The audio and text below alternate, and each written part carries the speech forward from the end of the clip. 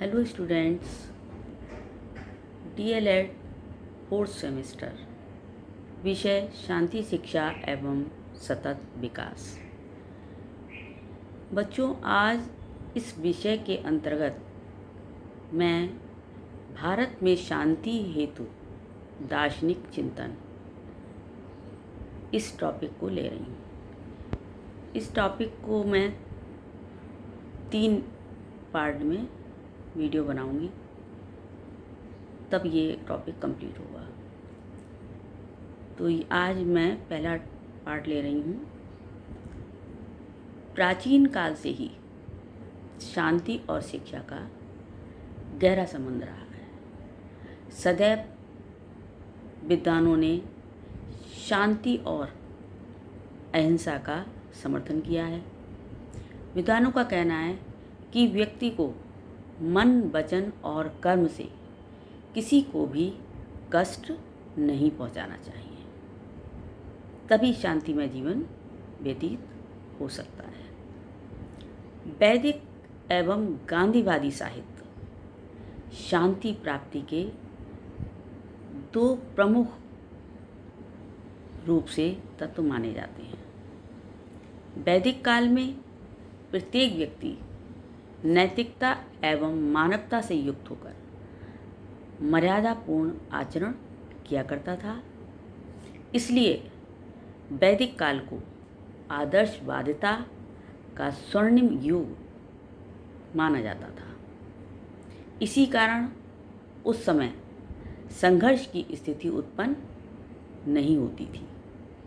अतः भारत में शांति हेतु दार्शनिक चिंतन के रूप में वैदिक साहित्य में शांति की अवधारणा को निम्न तरीके से स्पष्ट किया गया है। जैसे नंबर 1, आदर्शवादी मूल्यों का समावेश। वैदिक साहित्य में यज्ञ, हवन, तप का स्पष्ट वर्णन मिलता है और मानसिक शांति के लिए छात्रों को योग की शिक्षा दी जाती थी। दूसरा था मानव हितों की शिक्षा। इस साहित्य में मानव के हित को ध्यान में रखकर शिक्षा दी जाती थी कि कोई भी कार्य हम ऐसा ना करें जिससे किसी का अहित हो। इस बात को ध्यान में रखते हुए शिक्षा दी जाती थी और सदाचारी जीवन व्यतीत किया जाता था। सदाचार की शिक्षा का समावेश। इस साहित्य में सदाचार की शिक्षा का समावेश था कि हमें ऐसा आचार व्यवहार रखना चाहिए जो सद हो, सच्चा हो, किसी का अहित ना करने वाला हो, और हमें अपने कर्तव्य को मन, वचन और कर्म से निभाना चाहिए। हमें अपने कर्तव्य का ठीक तरीके से पालन करना चाहिए, ऐसी शिक्षा का प्रावधान था। फिर विकारों की समाप्ति। वैदिक साहित्य में काम, क्रोध, मद, लोभ, ये जो हैं विकार हुआ करते थे, तो इनको समाप्त करने के कुछ तरीके बताए गए थे। इनको समाप्त करने के लिए योग की शिक्षा का सहारा लिया जाता था। फिर धर्म का आदर्श स्वरूप। वैदिक साहित्य में धर्म का स्वरूप पूर्णतः आदर्श हुआ करता था। धर्म का अर्थ मानवीय और नैतिक व्यवहार था कि प्रत्येक व्यक्ति को मानवीय मतलब किसी का बुरा ना करने वाला और नैतिक गुणों से युक्त व्यवहार ही सदैव करना चाहिए। पवित्रता। वैदिक साहित्य में पवित्रता को भी विशेष स्थान दिया गया था। पवित्रता 2 तरीके की होती थी, आंतरिक और बाह्य। आंतरिक जो है वो ईश्वर की आराधना से आती है, और बाह्य पवित्रता तेल, साबुन, स्नान, लेप आदि से आती है।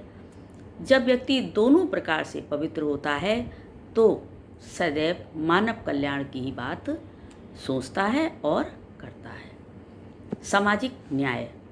वैदिक साहित्य में सामाजिक न्याय का बहुत बड़ा स्थान था। न्याय की दृष्टि से राजा का कोई भी समीपस्थ व्यक्ति भी यदि कोई गलत कार्य करता है तो उसको भी दंड दिया जाता था। कर्तव्यों की शिक्षा, वैदिक साहित्य में कर्तव्यों की शिक्षा दी जाती थी कि हमें अपना कर्तव्य सर्वोपरि रखना चाहिए। अगर हमारा कोई कर्तव्य है तो उसके हमें पालन करना चाहिए, क्योंकि कर्तव्य के बाद ही हमें अधिकार की चाह हम रख सकते हैं। प्रकृति प्रेम की शिक्षा, इसमें प्रकृति प्रेम की शिक्षा विशेष रूप से दी जाती थी, और जैसे कि पेड़ों को ना काटना, नदियों को पवित्र रखना आदि। अहिंसा एवं सहिष्णुता की शिक्षा, इसमें अहिंसा, किसी से हिंसा ना करना। वैदिक साहित्य पूर्णतः अहिंसा और सहिष्णुता पर आधारित है। इसमें वाणी से भी यदि कोई व्यक्ति बुरा बोलता है तो वो भी हिंसा के अंतर्गत आता है।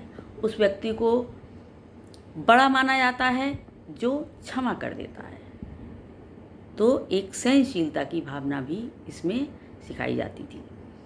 पाप एवं पुण्य की समीक्षा, प्रत्येक व्यक्ति को अपना व्यवहार पुण्य के आधार पर निश्चित करना चाहिए और कोई भी कार्य ऐसा नहीं करना चाहिए जो पाप पर आधारित हो। पाप क्या है? जब हम किसी कार्य को करने में हमें डर लगता है, भय लगता है, तो वो कार्य पाप है। और जो हम कार्य करते हैं जिससे हमें खुशी मिलती है, वो कार्य पुण्य के रूप में आता है। त्याग की भावना, वैदिक साहित्य में व्यक्ति त्याग के लिए प्रेरित किया जाता था। जैसे दधीचि ऋषि ने त्याग के लिए ही अपने शरीर का त्याग किया था, और आत्मसमर्पण की भावना होती है इसमें। अतः वैदिक साहित्य में अशांति की दूर दूर तक संभावना नहीं थी। तो आज ये टॉपिक में ये पहला पार्ट समाप्त हुआ, और नेक्स्ट पार्ट में अगले वीडियो मिलूँगी। धन्यवाद।